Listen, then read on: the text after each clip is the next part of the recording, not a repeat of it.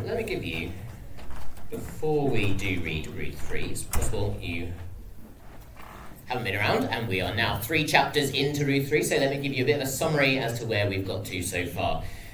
So, in the story of Ruth, you start with this lady, Naomi. She's in Israel, and she's one of the people of God, and yet there is a famine in the land, and she decides to go with her husband and her 2 sons over to Moab. Moab, not a very great place. It's a place full of people who reject God, they worship other gods. And while she's there, they find food, but then her husband dies, her 2 sons die. Her sons had married Moabite women while they were there. And then what then happens is with these, they decide, well, what are we going to do? Naomi goes, there's no food. Here they decide there's now food back in Israel. They're going to go back to Israel. She returns to Israel. And she says to the daughters-in-law, will you stay here? You stay in Moab. But one of the daughters, Ruth, she says, no, I want to stay with you. In fact, I'm going to cling to you, she says. I'm going to cling to you. She says, your people are now my people. Your God is now my God. And they return back, but they return back and they're empty. They have, at that time, no husband. And no husband for Ruth. And that meant no protection at the time. That meant no provision at the time. That meant they were vulnerable. It was the time of the judges. There was chaos. It was like the Wild West time. It was chaos. But, as it happened, she turned up in Boaz's field. And Boaz provides food for them, protection for them. And they do that, and if you remember, it left on a cliffhanger last week. It ended with, they stayed with the woman of Boaz until the harvest finished. So they had provision until the harvest was there, and you go, oh no, well, what now? It was the EastEnders, well, what's going to happen next? And that's where we end up at. But let me pray before we then read what then happens. Father, we thank you for your word, and we thank you for this story of Ruth. It is an amazing story. It's full of tension and all sorts of just intrigue. But Lord, we ask this morning that we would not only enjoy the story, but you would show us the glories of your Son. Father, I pray that this morning you'd help us to trust Jesus all the more. That we would trust him so that we might be those who could boldly approach him. Amen. Amen. So if you turn to Ruth 3, and let me read from Ruth 3, we're going to read the whole chapter. One day, Ruth's mother-in-law Naomi said to her, my daughter, I must find a home for you, where you'll be well provided for. Now Boaz, with whose women you have worked, is a relative of ours. Tonight he will be winnowing barley on the threshing floor. Wash, put on perfume, and get dressed in your best clothes. Then go down to the threshing floor, but don't let him know you're there until he has finished eating and drinking. When he lies down, note the place where he is lying. Then go and uncover his feet and lie down. He will tell you what to do. I will do whatever you say, Ruth answered. So she went down to the threshing floor and did everything her mother-in-law told her to do. When Boaz had finished eating and drinking and was in good spirits, he went over to lie down at the far end of the grain pile. Ruth approached him quietly and covered his feet and lay down. In the middle of the night, something startled the man. He turned, and there was a woman lying at his feet. Who are you? He asked. I am your servant, Ruth, she said. Spread the corner of your garment over me, since you are a guardian redeemer of our family. The Lord bless you, my daughter, he replied. This kindness is greater than that which you showed earlier. You have not run after the younger men, whether rich or poor.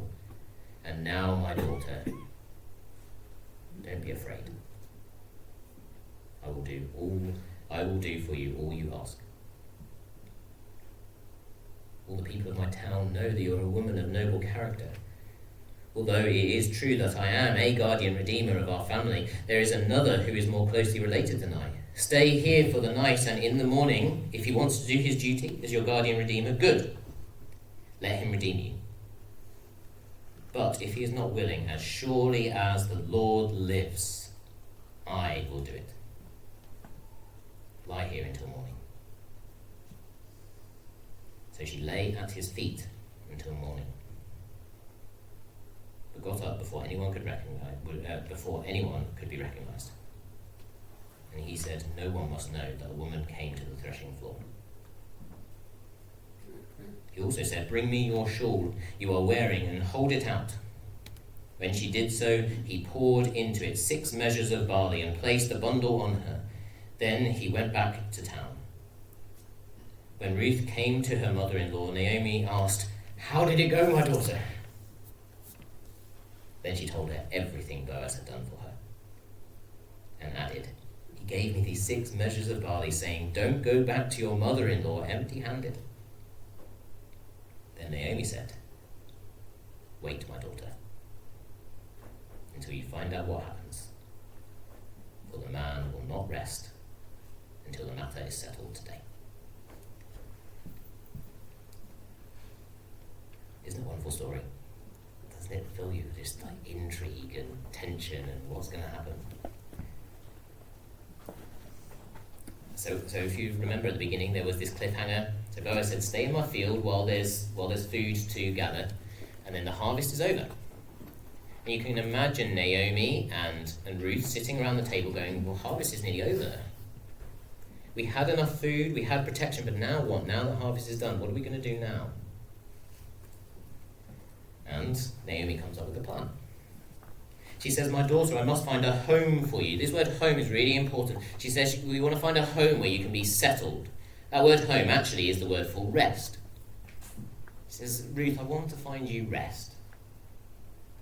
I want to find a place where you are provided for, where you're settled. You know, the sort of place where you've been away on holiday, or maybe some of you know it now, you finally come home, you're like, home, safe, protected. So she goes, well, I've got to find a place for you. And she then concocts this plan. This is an odd plan, isn't it? Very, very strange plan. And as we wander through the story, I want you to go, is this a good plan? Or is it not? Is this a wise plan? Because it's a risky plan, isn't it? It feels pretty risky to me. It's a wholehearted plan. It's very, like, all in.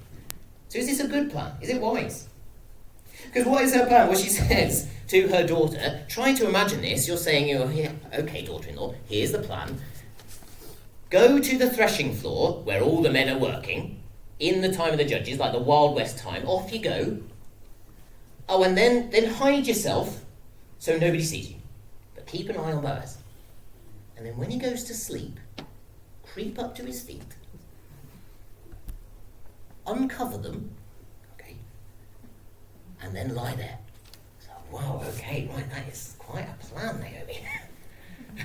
And then, when he wakes up, do whatever he asks. So, wow, that is quite a plan, isn't it? I mean, what's going on there? This is an unusual plan. And as we run through, I want you to go, is this a good plan? First, though, I want us to realise it sounds pretty, I was trying to think of the right word. In our ears, it sounds quite seductive, doesn't it? Like there she is in the middle of the night, just her, just Boaz. And I think in our Western mind we go, well, we know what's going on there, don't we? But I don't think it is that. I don't think it is. There's a few reasons why. So I think try and jump out of our Western mind here. One, this is just quite a funny idea anyway. One, she says, wash, put on perfume, and get dressed in your best clothes. Now you might be thinking, well, best clothes, maybe this slinky number. But notice later on he says where's your shawl? Now that word for shawl is a coat. Okay, this is like a coat. She's wearing a coat. Okay, so it's not. So one, get out of your head whatever you think she's wearing. She's wearing a shawl. Two, she says wash, put on perfume, and get dressed. Now what's interesting about this is this very exact same phrase comes up later in the Bible. And when it comes up later in the Bible, it's used in 2 Samuel 12. I think that's right from memory. 2 Samuel 12 is where David is mourning the death of his son. He spent an age mourning. He's wearing sackcloth ashes. He's crying. He's full of tears. And then after this season of mourning, he decides he's going to get up. And what does it say? It says he washed. It's translated differently in ours, but the basis is the same. He washed, put on perfume, he anointed himself, got dressed in his best clothes, and then went to worship the Lord. So actually, I think if that's going on here, I think this is actually saying Ruth's time of mourning for her husband is over. It's actually signalling the end of her mourning. She's ready to move on. But if you're not convinced by that, well, just read carefully what actually happens. You might read this and go, oh, okay, laying down, okay, lots of lying down. But notice the 2 times it says, she lay down, verse 8, at his feet. Verse 14, she lay down at his feet until morning. Nothing dodgy has gone on. And the Bible isn't ashamed to say quite clearly what goes on. In chapter 4, it says they made love. Here it says she lay down at his feet. Okay, so here, although it's very odd, and we go, oh, come on, surely, this is actually going, it's not quite what we might think. But don't let that cloud the fact that this is a risky thing to do, isn't it? She is going in the middle of the night where it's just her and just this man. This is a risky thing to do. She is going in the middle of the night where no one else can see them. Isn't this potentially dangerous? What could this man do if he woke up? He could take advantage of her. He could maybe send her away. I thought you were pure, Ruth. Off you go. Her reputation ruined. This is a risky thing, isn't it? And just so you know it's risky, again, think of this as your daughter. Think of sending your daughter into some guy's room and say, lay at his feet. Wait till he wakes up. You'd go, that's mad. It's one of the reasons some people read Ruth and say, oh, this is great dating advice. This is not great dating advice. This is about coming to a redeemer. This is not, you're not going to read this and go, oh, okay, so I wash, wear perfume, okay, yeah, sure, fine, yeah, put on your best clothes, okay, yeah. Lay down at his feet all night. No, this is about coming to the redeemer. This is a particular thing. But do you see it is risky? So I ask that question, is this a good plan? And then second, notice how wholehearted it is. You see, the plan is very, very intentional. Notice when Naomi says, Boaz, he's a relative of ours. That's significant. She's not just picked out anyone. She's gone, this guy's a relative of ours. And later he's called a guardian redeemer. This is because in God's law, when a husband died, God made provision. Remember this time when it wasn't a welfare state, that if your husband died, you were in a mess. You were in danger. So when the husband died, then God's law said, well, actually, there is a relative close by that should marry you, so you're cared for, you're protected, you're looked after. So she's saying, well, Boaz is one of these people. So what she's saying is, she's saying, you're not going to seduce him, but you are going to sort of propose marriage.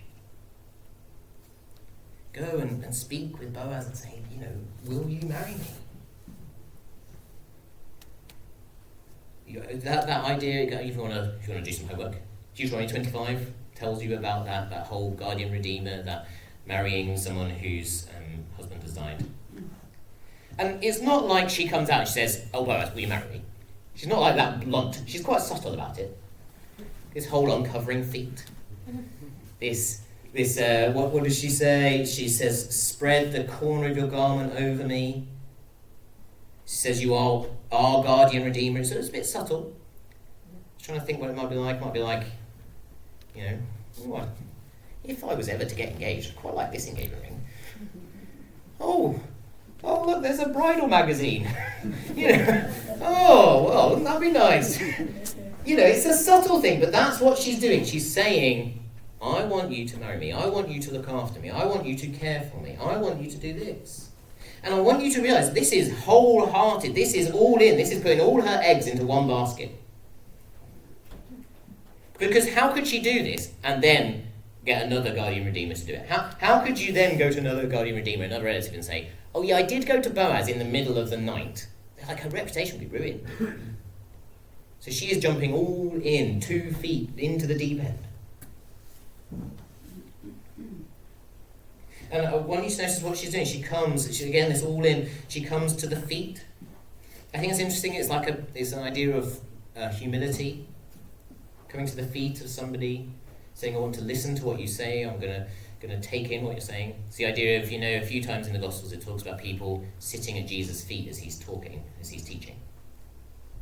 It's saying, I want to listen to what you say. I want to follow what you say. She calls herself, I am your servant, Ruth. She says, Boaz, I want to follow you. I want to be yours. Another thing I've noticed, this one you need to kind of slightly take with a pinch of salt. I think it's there, but weigh it with the Bible. All through Ruth, I don't know if you've noticed, time and time again it says Ruth the Moabite. In fact, my favourite one, it must say, I think I counted it through, and then I've forgotten. I didn't. It was a lot of times it mentions that she's from Moab. My favourite one is 2 verse 6. It says, Ruth the Moabite who came from Moab. Yeah, okay, she's from Moab. Okay, she's from Moab. Through chapter 1, loads of Moabite. Chapter 2, loads of Moabite. Chapter 4 actually comes up again as well. And in the last chapter, when the last time Boaz said, who is this woman? She comes and says, I found favour in your eyes. She says, how have you noticed me, a foreigner? She identified herself as a foreigner. She's from Moab. Here, there's no mention of that at all. Here, there's not a mention at all. It's, I am your servant, Ruth. Now, I don't, again, take this lightly. I'm not sure how solid this is, but I wonder if there's a little sense of saying, my identity as a Moabite is now secondary. I'm now yours. My identity of anything now is secondary. I'm now yours. It's still there, but I'm now yours. I want to be under your wings. So I want to be cared by you. I want to be identified with you. And that's what then comes with this idea of spread the corner of your garment over me. Again, this is interesting. Garment is actually the same word as wing. Remember that came up last chapter? Spread your wing over me. She's saying, I want you to protect me. I want you to love me. I want you to give me a future. I want you to give me provision. She's saying, I want to be yours. I want your protection. I want your care. But notice, it's not just for her. Since you are a guardian redeemer for our family. She could have gone after younger men. She could have gone after richer men. He says that later, doesn't he? But she goes after Boaz because that means protection and love for her. That means a future for Naomi too. So she's all in. She jumps fully into this. Is it a good plan? Is it a good plan? What do you think? Pretty risky. It's pretty all eggs in one basket. I mean, I think if she'd have done this to some other guy in the time of the judges, it'd be dangerous. She could be chucked out at best. I think this is a very, very good plan, but only because of who she is going to. This is an amazing plan because she's going to Boaz, who we know has this godly character. We know who's already protected her. We know who already cares for her. We know who already cares for her future. This is a very good plan because she knows Boaz. They know his character. They know he won't take advantage of her. They know his character. They know he will care for her. They know exactly what he's like. He's already shown them, and they go, yes, actually, to go to him in the middle of the night, that's safe because of who he is. To go to him with all your eggs in one basket, that's the right thing to do because of who he is. Anyone else, and it's dangerous. Anyone else, and it's foolish. But Boaz, you can go to him. And just look, isn't that proved by then what happens? I love this bit. I am your servant Ruth. She said, spread the corner of your garment over me, since you are a guardian redeemer of our family. Isn't that where the advert break would kick in? What's going to happen? The advert breaks happened. What's he going to say? Is he going to say yes? Is he going to say no? What's going to happen? And then you come back after the advert, and what's his first response? The Lord bless you, my daughter. What a tender response of this woman who comes in the middle of the night. The Lord bless you, my daughter. What a safe response. That sense of relief in Ruth going, yeah, we were right. We've come to the right place. He says the kindness is greater than that which you showed earlier. You have not run after younger men, whether rich or poor. Here's what's interesting. What's the kindness? It's not a kindness to him, it's a kindness to Naomi. So kindly you went to me for Naomi's sake. His first response is to go, wow, look at this. His first response is to go, you're so kind. He notices her character. He notices how kind she's been. Then he says, don't be afraid. What wonderful words to hear in the middle of the night when you're with this one man. Don't be afraid. I'm not going to reject you. Don't be afraid. I will do what you say. Don't be afraid. It says this is a pure man. This is a godly man. This is a protective man. He says, I will do for you all you ask. I will marry you.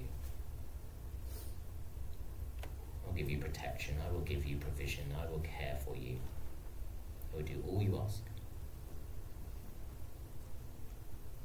And then surely that's the end of the story, right? Why is there another guy there? Brilliant. Oh, and there's another guardian redeemer who's closer. There is another who is here. Stay here for the night. He says, I'll go in the morning, see if he wants to do his duty. If not, why is this here? I think this is showing that Boaz is willing to do it. It's not that Boaz has just had his arm twisted behind his back and going, oh, I have to do it. Because there's one closer, he could say, well, thank you, Ruth, that's really nice. But actually, this guy over here probably should go and talk to him. He's actually saying, if he says no, I will willingly do it. He wants to. And then you see his generosity again. He's always giving lots of food away, isn't he? And you get some, we've got a friend like this, she's constantly giving food away. Ross knows, she's always giving food away. But this guy Boaz, he's like, oh, bring me your shawl, and I'll fill it full of 6 measures of barley. Don't know how much it is, probably quite a lot. And then she goes back, and Boaz had said, I don't want you to go back to your mother-in-law empty-handed. Please think about the mother-in-law in the middle of the night. Isn't that lovely? That is not what I'm like. Oh, you should go home with all this food for your mother-in-law. And then, here's a lovely bit. I hadn't spotted this first few readings. Then, at the end, what does Naomi says? She says, wait, my daughter, until you find out what happens. For the man will not rest until the matter is settled today. At the beginning of the chapter, what they're looking for? They're looking for rest. The end of the chapter, Boaz will not rest until they have their rest. They wait, and he sorts it all out.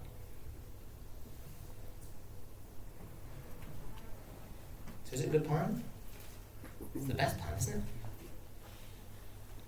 It's the only plan. This is the plan. And as we conclude, we're meant to read this. We want to see that this is a story that is leading us to Jesus and leading to our response to him. Jesus is time and time again in the New Testament called our Redeemer. He is our Redeemer. He is the type of Boaz. Boaz is the type of him.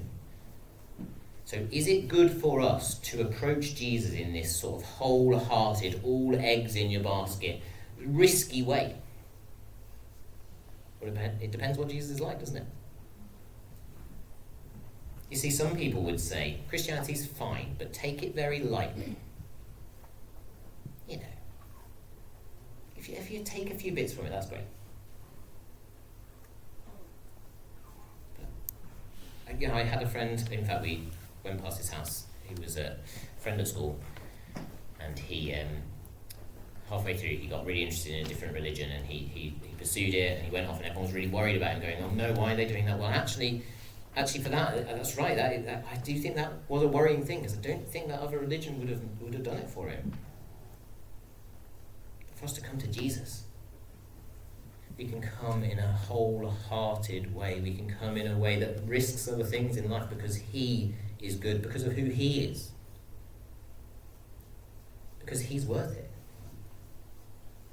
I hope we see him that clearly, that we go, yeah, I'll give everything for him because of who he is. We see that in the Gospels, don't we? What do we? The disciples, they're fishing, and Jesus comes along and they've heard him speak, and they go, "Wow, there is something about that guy," and they leave everything for him. Why? Because they saw how good he was. Remember that woman, Luke 7, I think. She's a sinful woman. We're all sinful, but she was very obviously, the religious leaders looked down on her. She came into this room full of religious leaders, and she broke this jar of expensive perfume and washed his feet, and washed his feet with her tears and her hair, and she was so devoted to him. What did she risk? She was risking all this money. This perfume was probably her inheritance.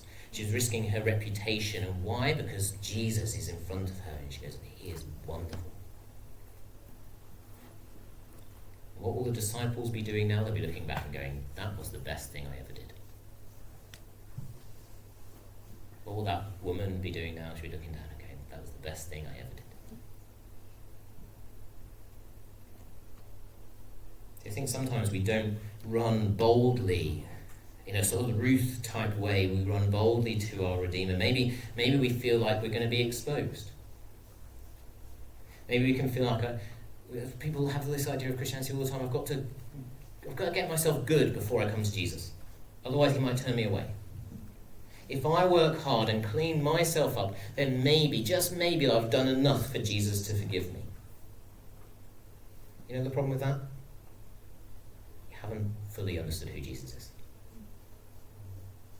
You don't know the depth of his grace. You don't know what the work on the cross did. It can forgive the deepest and darkest of sin. And because we then see him, we can run towards him. Think of Hebrews 4. "For we do not have a high priest who is unable to feel sympathy for our weakness. For we have one who's been tempted in every way, just as we are, yet did not sin. Let us then approach the throne of grace with confidence, so that we may receive mercy and find grace to help us in our time of need." His throne is called a throne of grace. There we find mercy in the time of need. When we see that, don't we run to him in whatever state we're at and we say, "Lord, forgive me. My time of need, change me." What makes us do that? Because we see how good he is. Maybe we don't run to him because we want to protect our reputation. We go, I like coming along to church on a Sunday, but when I'm at work, when I'm with my friends, it's just a bit embarrassing. I don't want people to know I'm a Christian. I don't want people to know the things I believe, because they might reject me, but they might throw me out. What's the problem there? We're looking more at them than we're looking at our beautiful Redeemer. He's a Redeemer who has died to save us and has adopted us as sons and as daughters who are heirs of his kingdom. When you then are sitting in work and going, "I'm a son of God. I've been made a daughter of God, all by Jesus' work." You see, there you can now start living this sort of risky all-in life because you know who he is. What about prayer? What does prayer look like if you don't really know Jesus? It's a bit silly, isn't it? To the world it looks madness. Okay, you go and sit in a room by yourself and talk. I was with a friend this week who was going into a meeting, and he was just saying, "I feel completely unready, I don't know what I'm doing." He'd sort of got everything ready, but he didn't know what he was going to say. And what did he do? He went off to pray. To anyone else, that's ridiculous. Spend your time in the prep. Go figure out what you're doing. Well, we need to know what we do. But he went and prayed. Why would you do that? Because you actually believe Jesus is real. You actually believe he is saying, "Say, our Father. Say, your kingdom come, your will be done. Give us your daily bread." You actually trust Jesus' words and go, yeah, I trust him. He's glorious, he's powerful, he's beautiful, and I will follow what he says. Think about how as Christians we can be a bit more risky and we can give money away.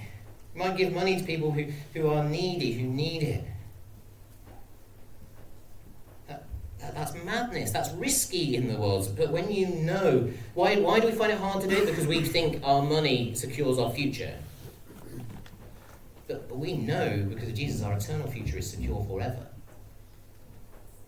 When we see him, we go, I can live in a wholehearted, fully devoted way for Jesus because I see who he is. You see, for anyone else, that's dangerous. To do that for anything else is dangerous. Let me flip one of those. If you go, I'm going to live in a wholehearted way to get my rest by money. I'm going to work hard to earn my money because that will give me a sense of rest. Don't so many people do that? Don't we do that? What happens? Well, you get caught, you get trapped by money. You go, I haven't got enough, and I haven't got enough, and I need to work harder and longer and more hours, and you end up being crushed because you have wholeheartedly devoted yourself to the pursuit of money. It crushes you. Don't give yourself in a risky, wholehearted way to money. Don't do it for reputation. If you're devoted to reputation, what are you going to do? You're going to go, oh yes, I agree with you, and I agree with you, and I agree with you, and then they talk to each other, and what happens? Oh no, I'm nervous. They found out that I agree with him and her and him. Oh. What does it do? If you're devoted to reputation, it will eat you up. You can only be devoted in this wholehearted, risky way to Jesus because he is the only one who is good enough. He is the only one safe enough. He is the only one glory enough to hold it.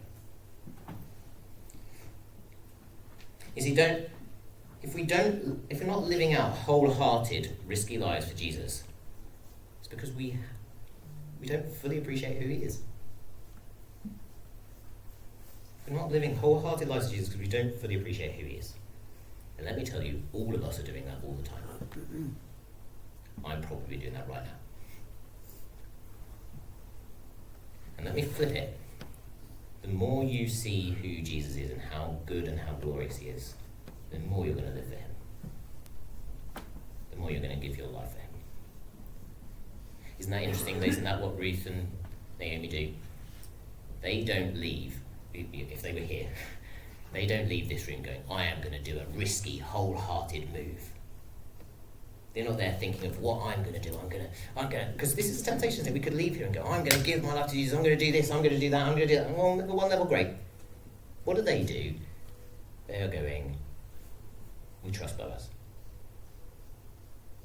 He'll protect us. He'll do right by us.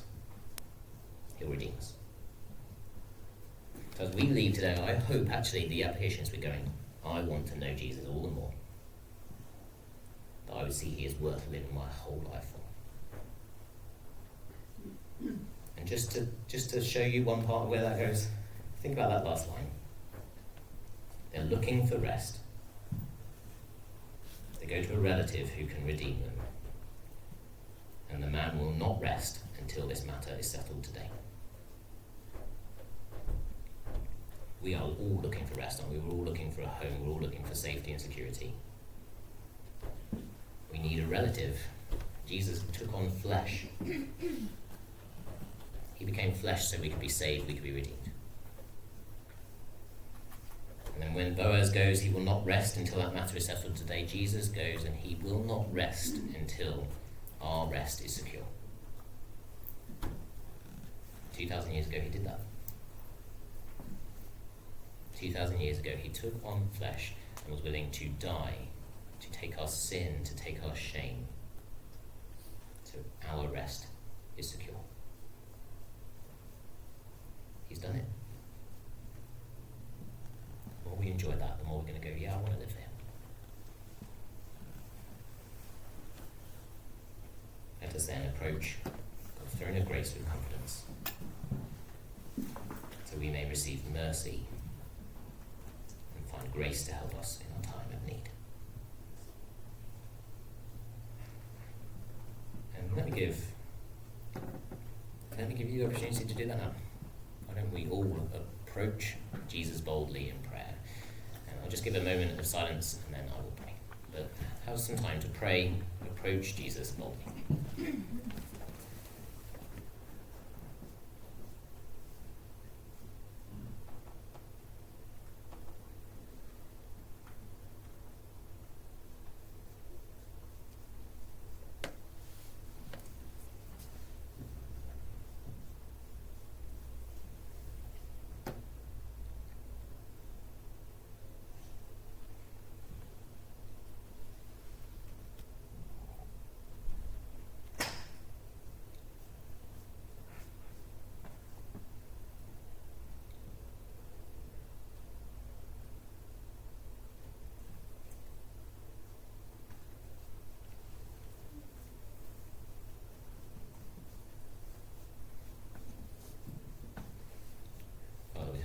your word.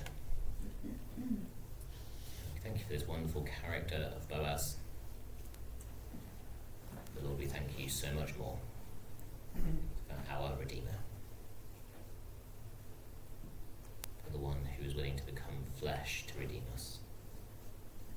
The one who is willing to die to redeem us. Lord, thank you, the one day we will see him. And Lord, we ask that today you would give us more of a sight of who he is, that we might live wholehearted lives